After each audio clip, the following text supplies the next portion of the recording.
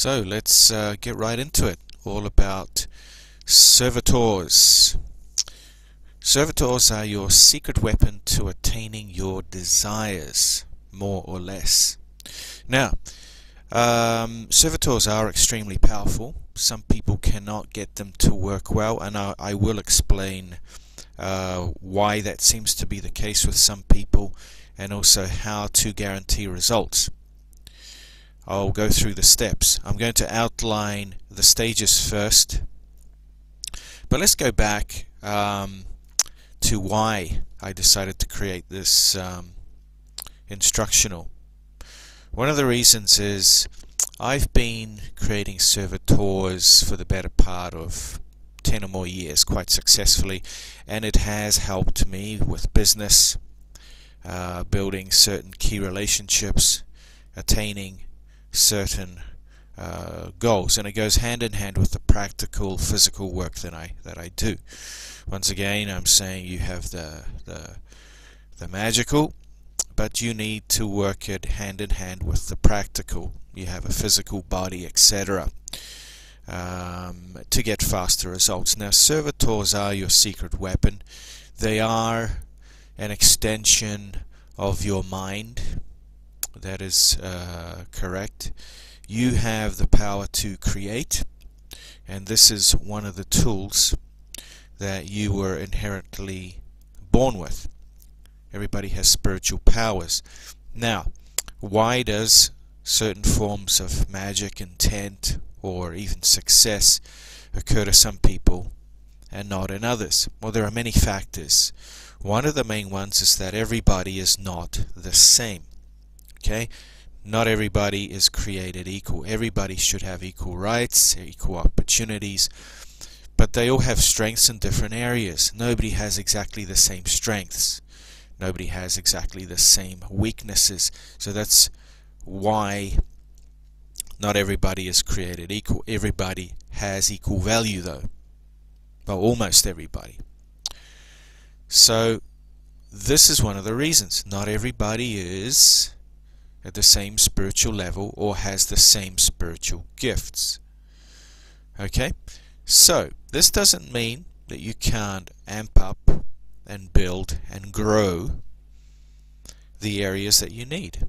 Okay, so I'm going to give you a very what I found to be a very effective exercise to really amp up your spiritual powers, power charge yourself physically and spiritually, and connect yourself with the creative energies to make servitor creation and other parts of your rituals and magical being a lot stronger, so then your abilities will increase.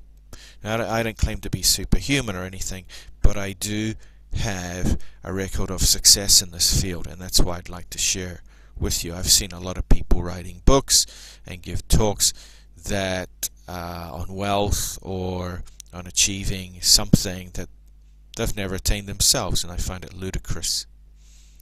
Okay, now it's up to you what you want to take from this, and it's up to you to make your own way. I'm not going to push you to do anything. I'm going to lay out what has worked for me, and I know it works. So if you want to follow my roadmap, please by all means do.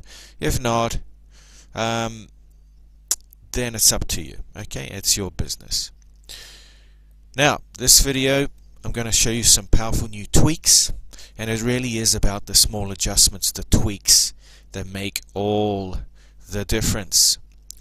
You can have the same supercar, but it's the driver and the technique, the little tweaks of how that person performs inside that vehicle that makes a race champion. Okay, and it's the same with anything, especially magic. So these are the steps that we are going to work through to create a very effective, powerful servitor that I can guarantee will get you results. I can't guarantee exactly what results they will be. I can't guarantee they will be the same as mine, but you will get results. And the more practice you put in, you will get better. Okay, it's just natural with anything. So step one, we'll go over the intent and the goal of your servitor, plus its logo. Some people call it a sigil. You can say sigil. I call it a logo, and I'll explain why. You can see kind of a logo right here that I created of one of the servitors. It's an emblem. I've changed it a bit, so it's not my working one, but this is like the logo. Okay. It can be a pictorial logo, or it can be in sigil form. Okay. This will develop into the appearance you envisioned for it. Okay. So step 2 will be the appearance of your servitor. Step 3, selecting its name and its command. For example, saying its name 3 times plus a keyword to command it is very important. Step 4, how to recharge and revitalize your servitor so it's continually nourished and won't dissipate unintentionally. It'll be completely revitalized, fully nourished. That's a very important step. Step 5, the residence. This is the servitor's, you could say, birthplace or beginning, where it springs from, and where it can also come back when it's not in use, and where you can store it. It could be a crystal, a stone, etc. We'll get into that later. Step 6, the very important and crucial dissipation switch. Okay, this is a fail-safe in case things, for some odd reason, in a rare case, things go wrong, or it starts to rebel, it doesn't perform, or it's just not, you don't need it. You need to have a secure way to dissipate it, to instantly disintegrate it. Okay? So they are the 6 steps, and there are sub-steps in each section. We'll go over that. Now, as a prerequisite, or I should say a pre-step, you really need to have the physical and spiritual energy to create things for anything. You do not want to deplete yourself. Okay, you also want the cleanest, most powerful energies to come through you. You don't want to put anything etheric from you into the servitor. That's a mistake. That would be a mistake if you put some of your own astral substance. You don't want to do that. You don't want to do that because it can lead to situations where you may get stuck when it's time for you to translate into the heavenly realms. Basically, when you die, you don't want parts of your astral body in a confused state. So you don't want to be doing that. You want to create this servitor with pure energy, your mental energies, and also the spiritual energies, and you're going to channel these spiritual energies. Now, in my opinion, and I'm adamant about this, I found the best way is through the Microcosmic Orbit, which is a Taoist esoteric practice. Now, you can use the middle pillar exercise if you like. It's up to you, like I said. I'm not going to push you to do what you don't want, but I found the Microcosmic Orbit to be the most powerful. Why? Because it activates all your channels, or the functional channels, the governor channels in your body, all the energy centers, and it really helps channel all these other spiritual energies, electrical energies that really help in the creation of the servitor. So I will give a link later on this page of where you can learn to do the Microcosmic Orbit. Now, if you don't have the time to do it, or you can't be bothered, then it's not going to work. You either have to put a lot of time into doing the middle pillar, or the Microcosmic Orbit. And I say the Microcosmic Orbit is much more powerful, much more beneficial for your health, and for unblocking all the energy channels and revitalizing them and giving you real, true, what I call spiritual power. Okay? The microcosmic orbit. This will give you the energies and will help you channel the energies you need that you will funnel into creating your servitor. And when you want to put in certain attributes that you'd like your servitor to have, you do it by channeling these energies. Now, once you've performed the microcosmic orbit and you're fully charged, now I must reiterate, perform the microcosmic orbit every day. It'll give you health benefits as well as build up your spiritual power. Anyway, let's get back to it. So after performing the microcosmic orbit, you should be feeling revitalized. If it's the first time you've ever done it, it's going to take some time to build up the energies. Okay, but time flies, so don't procrastinate, do it. Okay, if you really don't want to do that, do the middle pillar exercise diligently. Okay, as many times as you can. And if you have been doing those exercises, then creating the servitor will come a lot easier. You can still have success even without the energetic exercise like the microcosmic orbit, because like I said, not everybody is created equal. You may have a lot of power already, or you may be at the opposite spectrum and have absolutely none. Well, everybody has some, but you know what I'm trying to say. Do it. It will help. It will really, really amp up the results. Okay, now one point that I omitted in the beginning, just in the overview, is that it's going to take about 8 days, not 8 full days, not 24 hours a day, just about 30 minutes each day or 15 minutes each day to gestate the servitor, the gestation period, before you create it, before it's birthed, I should say. Okay, these energies you are going to gestate for 8 days. So you will be thinking about your servitor. Think of its name. Become aware that it is alive and it's growing positively. Start thinking of its appearance and see the positive energies of light being poured into it. I'll give you the stages. I'm just going over the necessity of it. Why is this important? Why is this important? Because during the gestation period, if you don't take time to really start connecting with the servitor that you are creating, if you don't take time to do it, you're not going to get the same effective results.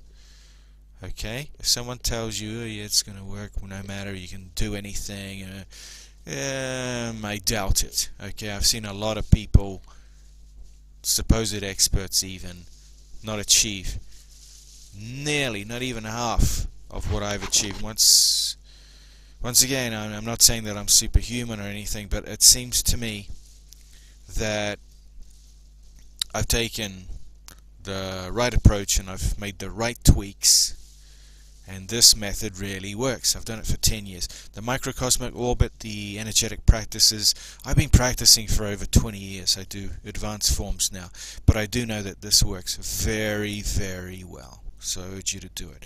Now the gestation period will take 8 days. It can take longer if you can. You're going to be pouring in the energies. You're going to start seeing it become energetically more powerful, more vibrant, more positive, to the point where then you are ready to birth it, to spring it into life and activate it. Okay? So during this gestation period of 8 days, you're going to be connecting with it, you'll be thinking of it, you'll be aware that it is alive and growing, and this connection is going to help you really create it powerfully, and then really have total control over the servitor, and a servitor as well will be able to send back faster results to you. Okay? Alright, so that's the other point I wanted to point out. And on the 8th day, you birth your servitor. Okay, so now step 1, the intent and goal of the servitor. Why are you creating this servitor? Okay, so you have a need, you have a purpose, and this is why you're going to use magic to go hand in hand with the physical steps you're taking to achieve the manifestation of these desires, or to help influence a result. Now you have to give thought as to what you need to achieve. Don't make it too lofty, too ridiculous. Make it practical. If you do want to pass a test, you need to study a subject that's very difficult for you, then create a servitor, maybe that looks a little bit like a professor or something, that will connect to an expert in that field and will find maybe the correct books or ways for you to learn, and it will absorb those skills and abilities and funnel it back to you. Or if you need to influence a sale, now persuasion is one of the more difficult things in magic, but you can achieve a persuasive goal, or you can achieve the result of persuading someone by, for example, making the target feel more compassionate, or making you seem more attractive or more desirable to the target. And you can do that by creating the servitor, giving it the energies of connecting you and the target together in a positive way, and then seeding that idea and that feeling into the target's mind and into the target's heart. We'll get into more specifics later. Sometimes the goal has to be very specific, and sometimes it can be more general. So for example, if you want to have your employer see you in a better light, or to improve the relationships, you may visualize seeing your boss smiling. Are you happy with you, interacting positively, giving you the raise, and that idea, then you'll seed it into your servitor, and your servitor, you give it the instruction that that's what you want to happen. Okay? Sometimes it can be more general, like I said, like general increase in luck. Now you can intertwine these tasks into its sigil or pictorial logo if you like, but sit down, make a list of things you need the servitor to accomplish. Don't give it too many. Don't give it too many different ones. For example, just stick to one goal, or one goal with 2 or 3 sub-goals that are related. Okay?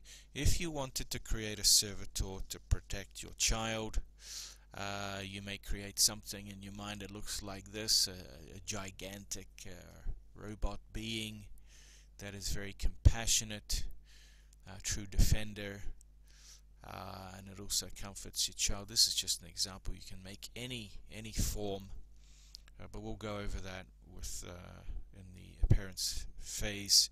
Right now, make a list, the intent and the goal. What do you want the servitor to do? Very important. Write it down. Write it down in detail. Step 2, the appearance. The appearance needs to be simple enough so you can always view it in your mind's eye. Don't make it too detailed. Make it simple enough that you could just close your eyes and you can see it in front of you. Okay? It should reflect its purpose, if at all possible. Okay? It can be something like technological sphere. If you need to, if you have a goal and that's technology related, or some kind of special powers or function, it could be also just an energy sphere that can go in and absorb. So if you wanted to become healthier, you could create a servitor that looks like an energy sphere, and then it absorbs the healthy suns and earth rays and plants rays, etc., and it shoots it into your aura and cleans your aura and repairs your aura and removes any negativity or any harmful attacks from astral parasites or even other people, for example. So it could look like a bird, an eagle, a dove or something, and it could be like this, a little bit neon or whatever. Don't make it look too comic book like, give it some realism, but keep it simple. Okay, so you can create this kind of colorful dove that brings peace and friendships and helps you when you interact with others achieve friendships and create friendships and relationships more easily. It could look like a pulsing myriad of colors and energy field, a force field. It could be a protective light, it could be a nourishing light, it could go out and absorb knowledge, like I mentioned, from a professional, an expert in the field, or from a library, and direct you to ways of gaining knowledge, or absorb that knowledge and then feed it back in to you. That could be one way. It could be something elaborate as a phoenix like this, if you want to regenerate yourself energetically or brand wise, or start something new. There's really it's really endless how you can create, but just don't make it look like a person you know or yourself. It can be something more like a fantasy figure, like here. This is a little bit too elaborate, but if you can picture it in your mind's eye, then this could be a protector, or to defeat your enemies if you're under attack psychologically, or someone's being extremely nasty or hurtful or even dangerous. Or if you have a stalker, then you can create this kind of protector that will go out and slay your opponent, cut the connections to you, so the aggressor will stop targeting you. This is another form. It's easier if you make it like more shadowy. You can picture it. This is another protector. Okay, if you want to get a raise or be a super salesman, this is a bit too comic book like, but make it look more realistic, and your servitor can look like a super salesman that will go out and help you find clients and connect with clients, and clients will give you contracts, and then you can see the servitor going out and helping you with your sales pitch and closing the sales. So appearance, it could be virtually anything. Don't make it too complicated. Don't make it look like someone you know. Don't make it look too human-like. I know this one is looks like Superman, but you can simplify it. Okay, you can simplify it. Something like this is even easier. Okay. The name, step 3. Then of course you have to think of its name, And this can be also intertwined with the intent and goal stage.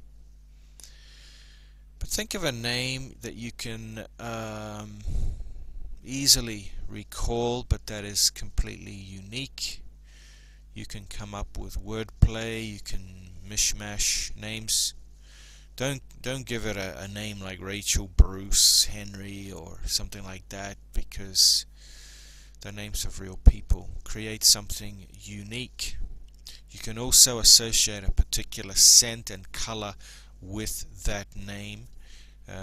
Giving your servitor a name is very important, because it will be how you communicate, command, and control it. Then you can stipulate that saying its name and then choosing a keyword, so saying its name 3 or 7 times with a keyword that you will choose will be its command phrase. And after you say that, then you can give it new instructions or recharge it that way. And make sure that it will only come to the sound and be controlled by the sound and of your voice and your intent, and no one else. Step 4 would be to give it a way to recharge and revitalize it. You can state that in the evening the moonlight energies and the star energies will revitalize your servitor and feed it and nourish it. And during the day you can also stipulate that the sunlight and earth energies will feed and recharge it, so it continues with its goal, totally recharged. And when it attains the goal for you, then it gets a huge reward, a huge energy rush and meal that will completely nourish it in the most positive way and sustain it for several months, you could stipulate. But it will only get that reward once and if it attains the goal you have set out for it in the intent and goal phase. Step 1. Okay. Step 5 is deciding its residence. Choose a crystal, a stone, an object that you will gestate the servitor and then it births from, and then it can also you can have it command it to reside in when it's achieved its goal. And you don't want to dissipate it, because for example, if you're a salesman, you need to persuade or you need to close many deals. After each deal, each client, you can have the servitor reside back in its residence and then reactivate for the next client. Okay, but do not make it reside in yourself. I know there's a trend now where someone is saying, oh, it's totally safe, whatever, but it's not really. It's not really. It can affect you unless it's one for health, where you want it to go in and like a nanomite and repair something. Although if you do have a serious physical health problem, do see a physician. You can use a servitor to aid that on top of it, but don't replace medical advice. Anyway, getting back to it, don't have it reside in part of your body. I've seen a few people do it and then they had some kind of weird psychological behavior. Some became more aggressive, some were extremely weird, some had no effects apparently, but I just don't recommend it. It can interfere with your psyche in ways that you can't control or predict. We already come hardwired with 72 Goetia. You can call them spirits that reside in your body and mind. You don't want to add any more crap to that. Okay, so I like crystals, fairly large crystals, but you can choose whatever you like. And then on this you can paint or carve its sigil from step 1, or its logo from step 1 on it. Okay, make sure it's not something that breaks easily. The crystals I have are really solid. If they hit the ground, they don't shatter. Okay, don't make it too fragile. Make it a solid, something solid. Doesn't have to be big either. Okay, don't make it too small that you can lose it easily though, because that's the other issue. Sometimes people lose it, then they panic. So after you decided the residence, stipulate to the servitor. We'll get to the stage when you create it. Stipulate that even if you are no longer in sight or in contact with it physically, through its name and command, it will come to you. Okay, and if you need to, you can remake another residence and put it in there. Okay.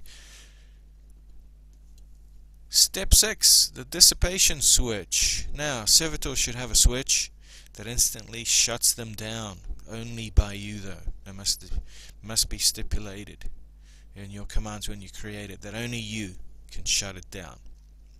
And it will be compelled to hear and obey you at all times, no matter where it is, at any given moment and at any given situation. Now, this is necessary in case it starts acting up, or in odd cases where it rebels and does something harmful to you or to other people. Now, this switch will completely destroy it. Therefore, it's important that you choose a complex set of elements. Okay, now if you create or have created more than one servitor, make sure it's a completely different switch and set of circumstances. Never use the same switches again, especially if the servitor is still active. Okay, always choose something new. Now, a combination could be by writing its name on paper and then pouring a liquid or water or something on it, and then speaking a phrase like its name and a word like dissipate, and then crumpling it up, and then that could be one way. I'll let you think of a switch. But write your sequence out in several places, like your iPhone notes or your PC, and on a physical piece of paper, and store it somewhere safe. Okay. When you create the servitor, you will say, by these commands, but not now, by these commands, and say the sequence of commands, and then tell it, by these commands, when you hear it, but not now, but when you hear it in the future, it will completely dissipate you. You will no longer be. Okay? And then get it out of your mind and get to the next phase. So they are the steps. Now, let's put it all together. Okay, so now let's go over the steps in a little bit more detail. Just remember, servitors can be created and used for almost anything you imagine, as long as you're not being ridiculous. Now, I would urge you not to use servitors in a negative context, because things can go awry. And if any time when a servitor would rebel or things could go wrong, it's if you infuse it with negative energy or angry energy to do something illegal. Okay, you can find that quite often they might end up terrorizing your loved ones or relatives, or start interfering with your own life. So that's just a warning, but it's up to you if you want to take that risk. Thought forms can be extremely powerful, and they must be concentrated in a positive way for you to stay in control. If you create one to do something very negative, that's when these thought forms can actually escape from you, because you've imbued a rebellious kind of negative trait. So they won't be following your commands. In fact, I have a few stories of people that have had very, very bad consequences. So anyway, let's get back to reviewing the steps. So step 1 is the intent. Why are you creating this servitor? What's the purpose? Okay, for example, maybe you want $1,000 by the 10th of August. Okay, that's well within your scope. If you'd say I want $1 million by whatever, that's starting to become ridiculous. If you've never ever made $1 million or you have absolutely no means, it's a long gamble. Something more reasonable. Start small, and then after your servitor has achieved, then you can build upon it and upon it. Okay, so you want $1,000 by a few months. Okay, so you would write it out. Write your intent. Be specific. I want $1,000 by the end of August, or by August 31st, 2017. Write it out. You could sigilize it, okay, by crossing out any letter that's repeated, and then you'd end up with the remaining letters as a sigil for that intent. Okay, focus on that intent because it really has to permeate within your subconscious. Okay, so that's its goal and purpose. Put that on paper. Okay, plan everything on paper. Step 2, plan this on paper. The appearance and its powers. Tie in the appearance with the purpose, if possible.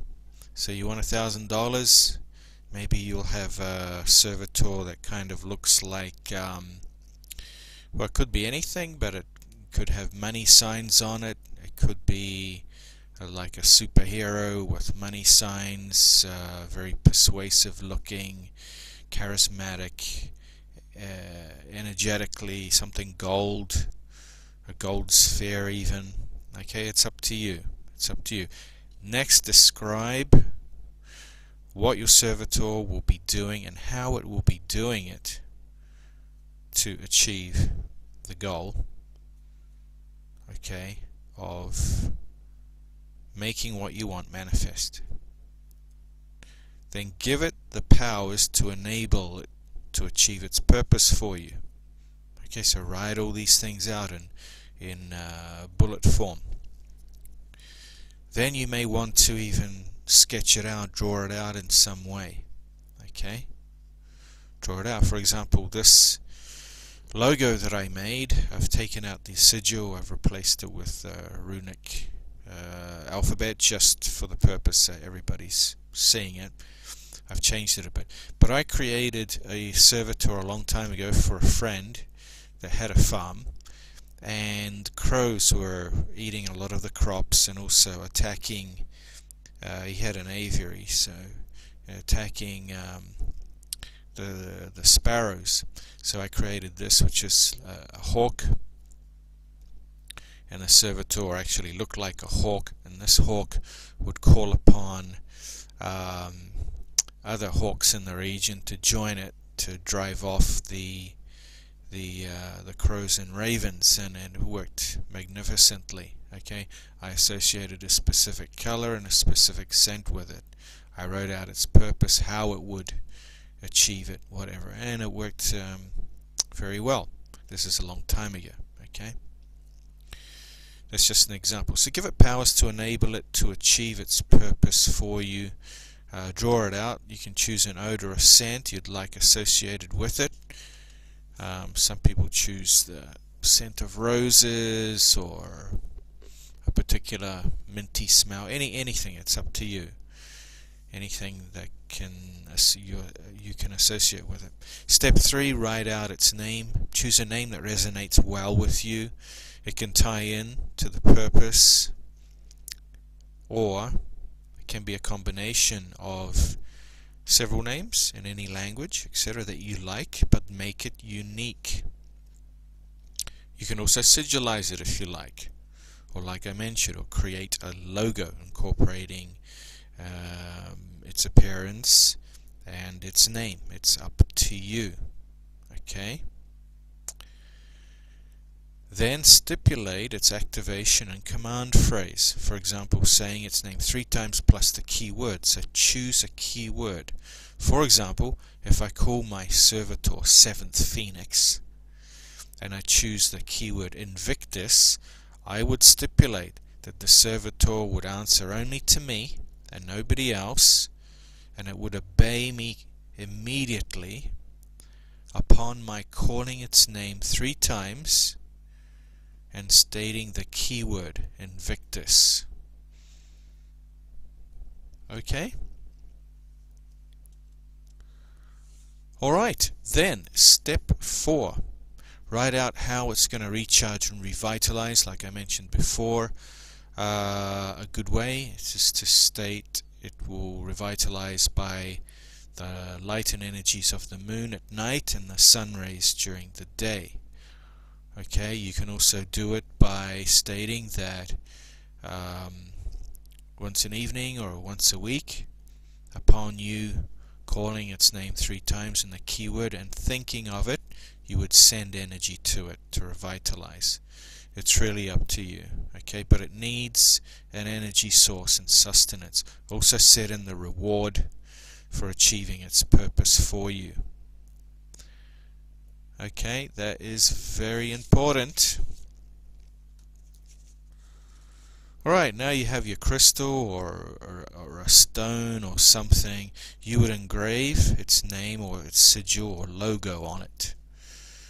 And you would, for example, for the gestation period, you would, this is where it grows, you would see the energy, like a small energy ball, growing inside it. Now don't make your servitors large initially, because you're going to need a lot of energy, a huge amount of concentration as well. Make it, I don't know, the size of a tennis ball, and then it can grow from there. But see it, see this energy starting to grow. It's inside this crystal, whatever. Start feeling it, become aware, connect with it. Now, you've done your microcosmic orbit right at the beginning and every day.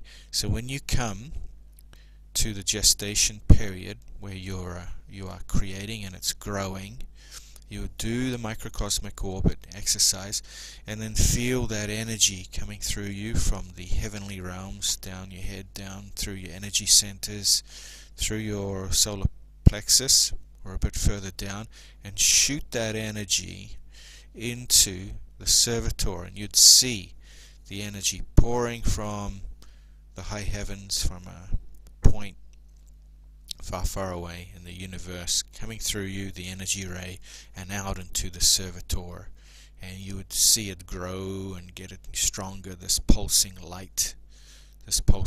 Now, one thing that I want to mention now is we're going to use the mansions of the moon and the timing as well. So you can choose the timing on the 8th day, or you can choose the timing in the beginning of the gestation period, the first day, the first of it. Both work. I've tried both ways and both seem to work, as long as you do it. You would go on, and I've got the explanation, and you click on this website, which is a good application. Select the mansion of the moon. There are 28 mansions. Select the one that is the right day and the right time, that it's more favorable to help you achieve its purpose, and it will help you infuse these beneficial energies by choosing the correct mansion of the moon. So let's take a look at that now. Okay, so now I'd like you to navigate to www.lunarium.co.uk. Lunarium is the site of various astrological applications. Now, the Lunarium will show you the mansions of the moon. There are 28 mansions of the moon in Western astrology. Arabic astrology. And these were traditionally used for making powerful talismans. And if you have a copy of the Picatrix, however you'd like to pronounce that, it's a source of information on how to create effective lunar talismans. Now I found that it's equally useful in infusing your servitor with the appropriate powerful attributes for what you want to get accomplished. So what you do is you'll navigate to the calendars in the Lunarium app, and it'll bring up the calendar. You can change it the year or the month. April 2017, this is where we are now, and the day that is today will be highlighted with a yellow border. Now the key is just below the symbol explanations, and what we're looking for right now is to find the appropriate lunar mansion when it starts and when it ends. So what we do is we'll click on the lunar mansion, and it's lunar mansion 2, and it's called Al-Butane, and it's good for effort, courage, will, and energy conflict. That's what it symbolizes, and also good for trade, finding treasures, seeking favor from those in position of authority, sowing seeds, so beginning something, growing something. So if you wanted to maybe start a venture, or you want to influence your boss, for example, or a person in authority, you would select the 24th, which is today, to invoke those attributes energetically into your servitor, and I'll show you how to do that later. Now we want more details, so we'll click on more, and okay, so it references Christopher Warnock's opinion, Volguin, Agrippa, and Ashmole, so you can read those. Sometimes they may have opposing views, so go with the explanation that you're comfortable with. Anyway, you can read up on that, so you'll know exactly which day is good for what. Let's go back.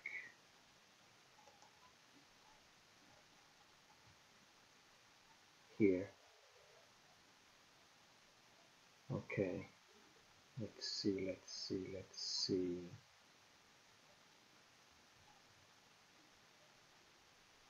So, on the 24th,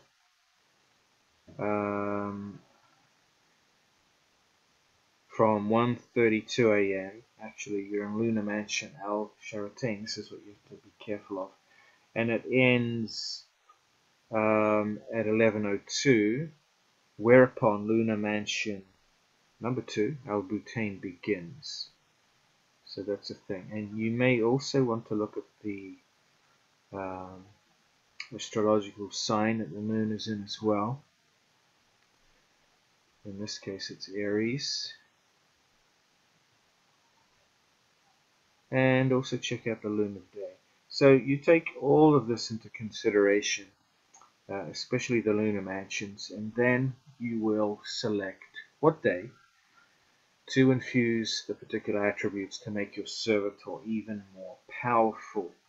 Now if we go back to here, we want the list of the mansions, so click on more, and you have them all here, all. So you can do some pre-research on that, all listed here. So then you can just click on the one and you'll find out what it's good for, what it's not good for, the essence of this mansion, and then select the appropriate day. So for example, if I looked on mansion 20,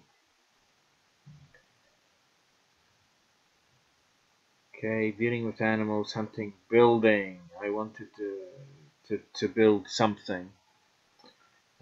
Maybe if I was in construction business and I wanted to build a particular building, and I wanted a servitor, to create a servitor to make sure that this construction went smoothly, effortlessly, and it would bring me good omen, I would choose this day. Okay, so then I'd bounce back to the calendar and I'd find out when the moon would be in mansion 20. Let's say it was the beginning of the month. That's easier. Or 1 month before, then I can find it. Lunar day 20, where's the mansion?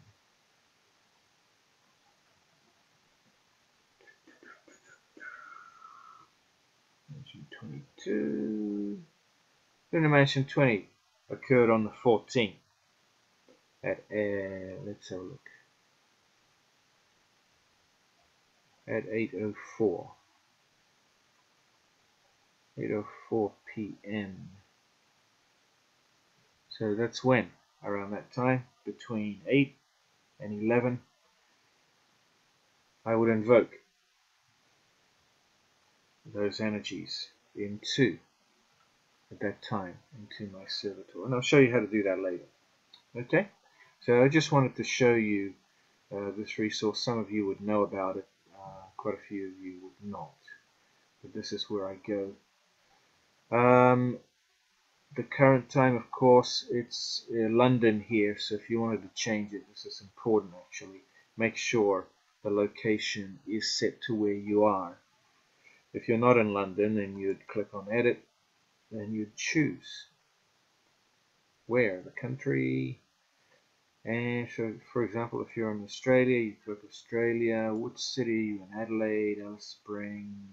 It doesn't have all of them, but it's got the main ones. Let's say you're in Sydney, you'd click that, save your preferences, saving, boom, then the calendar's a little bit different because it's now set accurately at Sydney if you're in Sydney. So make sure you actually set the location to where you are first. Alright, very important. Okay, let's get back to a more in-depth explanation on the next steps. Okay, just a little correction if we take a look back here. Lunar Mansion 20, I said between, this is Lunar Mansion 20, Sydney, as we change Sydney, it would be on the 15th. And I said this is the window here, but actually it's around 24 hours. It gives you a day, so you look at the next day. The lunar mansions are indicated by the square with rounded corners. I made a mistake. I went here to this hexagon, which is the lunar day. So it gives you about a 1 day window, sometimes a little bit longer. So between 5 a.m. to 7 a.m. the next day is when you can perform your invoking of the energies into the servitor. Okay. Also, the example, probably Lunar Mansion 20 is better for something to do with animals, gaining favor of animals, dealing with animals, etc. So check carefully all the lunar mansions and their attributes. Check carefully what you want. Read through the explanations thoroughly, and then choose the appropriate one. And then come back to your calendar and find out what day that lunar mansion appears, and then you'll perform. Now, you can also look at the following months, because maybe the lunar mansion on a particular month is not as favorable as it would be in another month. So then it's up to you if you want to incorporate. But I think it's enough just to invoke the energies of the mansion on a particular day. Now, if you really want to get into details, then you'd also look at the when the moon is in a particular astrological sign as well. Okay, that's the only thing I wanted to say. All right. Okay, so let's continue. Okay, so let's go through the steps. Step 1, you've set your intent and goal for your servitor. You've got that on paper. You've created and thought about its appearance. Okay, you've also got a logo for it, maybe a scent or odor that you'll associate with it. You've chosen its name and its keyword so you can command it. You've chosen how to recharge it and how it revitalizes. Like I mentioned, I use the moonlight and sunlight, and also when I say its name 3 times, the keyword, I can add extra commands, command it, and it will obey immediately, and it will only respond to my voice and my intent and nobody else. Okay, number 5, you've chosen or created a resonance, whether it's a crystal, a stone, a piece of wood, or whatever you've carved, its logo or its sigil. Okay, on your piece of paper you've got all the attributes you want on it, and you've chosen through the astrological calendar the correct time that corresponds with the appropriate lunar mansion that will aid in your infusing those attributes into the servitor. Okay, all this together will create a more powerful, more effective servitor. They are tweaks. A lot of these steps you already know, and if you've created servitors in the past, you're pretty good at it, you will see that these little tweaks will give it that extra more effectiveness. You're ready to go to the next step.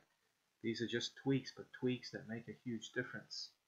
Okay, step 6, of course, it's to self-destruct the servitor, so you'll only ever implement that in the case you need to destroy it, okay, or when you want to destroy it.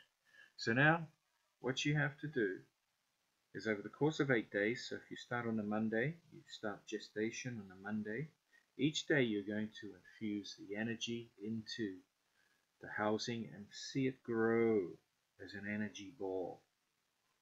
Okay, for each attribute you may like to choose a different colored light.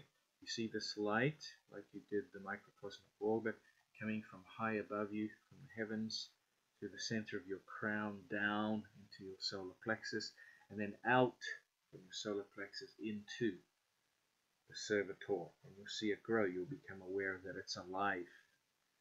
Okay, and you've chosen whether it's the first day or the 8th day before you birth it, which day will correspond with the lunar mansion, and you choose that day to set its commands.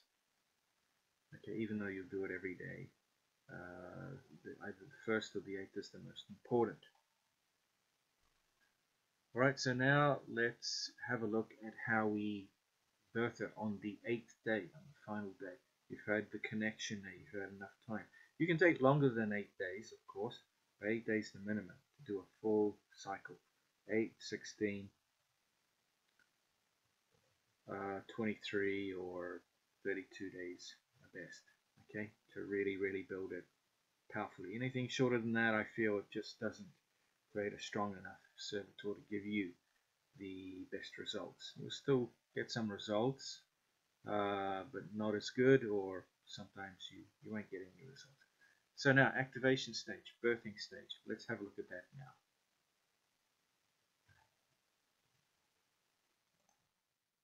So now you're on at the 8th day. This is where you're going to give it birth, metaphorically speaking. It is alive. You've infused a lot of energy in it. You've infused the purpose and intent, and these energies have grown with it. So this is what makes it stronger. A lot of the others do servitor creation with the instructions after its birth. I found that it works better if you infuse it all right from the beginning, and you do use the mansions of the moon to get the timing, that little bit extra good luck factor, you might say. Well, it's not good luck factor, but just the heavenly energies are more favorable, and that also adds a lot to it. Now, birthing. Find a time that you, of course, won't be disturbed. What you need to do is, once again, perform the microcosmic orbit for 30 minutes or 1 hour. Make sure you're fully charged and ready. Okay, after you've performed the microcosmic orbit, sit still, close your eyes, try to find a blank screen. Just relax your mind, just try to look for a blank screen and see, like, if you can, look into it until you see a light the size of a pinhole growing bigger and bigger and bigger. If you don't see it, then you can start imagining it. Okay? Now, actually, step back a bit, I forgot. Make sure you have the sigil or the logo in front of you or with you, and also your notes with the instructions to give the servitor, even though you've read them many times. Have them with you because you'll need it, especially the logo, the sigil, and the residence, the housing for it in front of you, so you have the gestated servitor close by as well. Anyway, so getting back to this, close your eyes, see the blank screen, start seeing a pinhole of light. This light is growing bigger and bigger and bigger. Now start seeing in your mind's eye your servitor, the energy sphere. Okay, it's a sphere at this point. Start seeing it, and now send a golden light you've channeled from high above in the heavens through you. It's in your solar plexus. Send it into the servitor, and now start seeing the servitor taking shape.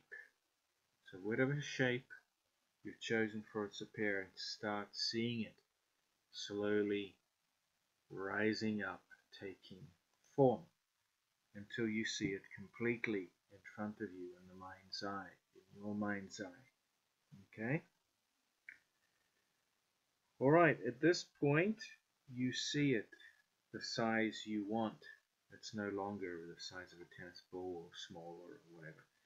See it, keep sending energy until you grow it the size you want.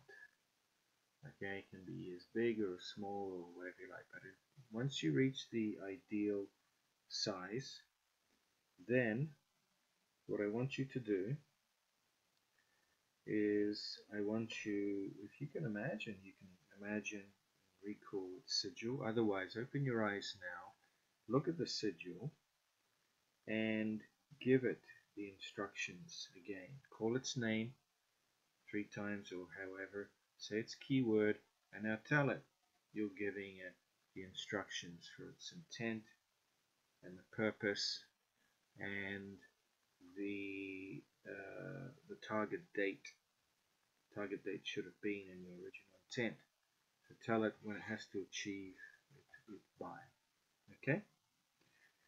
Then close your eyes again after you've done this and see it embrace you in some way, whether energetically or physically, and it agrees. You know that it's agreed with you, and it's totally connected with you in purpose and intent and in benevolence, and you see it shoot off, as fast or slow as you want. Maybe you can even see it like a star, what do you call it, the Star Trek Enterprise, when it's at warp speed, those lights buzzing by. See it flying through reach its destination and going to work. Okay? And it's birthed. Now, this step, take your time to build it, at least 15 to 20 minutes. 15 to 20 minutes, 30 if you can, although it's not necessary. 15 to 20 minutes, and it's birthed. Now you have that powerful connection. Now it knows exactly that it's alive, and you've set it on its task from this day. If you need it later on, then birth it, but don't send it out. Okay, you won't have the instructions to read to it right now. Just birth it and then just give it the instruction to re-energize and revitalize while it's in its housing until it's cold. Okay? Alright, well I hope you try that. Let me know how you go. If you have any questions, feel free to contact me, let me know. And all the best. I'm sure it will work very well for you. Naturally, the first few times you try it, you'll still get results, but it won't be ideal. You don't become the peak of your abilities in 1 or 2 goes. It takes time. But having said that, even on your first attempt at this, you will get favorable results, especially if you complement that with physical activities that you're doing. So for example, if it's for sales, whatever, you're still doing your client research, you're still doing your cold calling, your meeting, whatever, in conjunction and combination with your servitor. Now you've amplified it by 400 or 500%. Okay?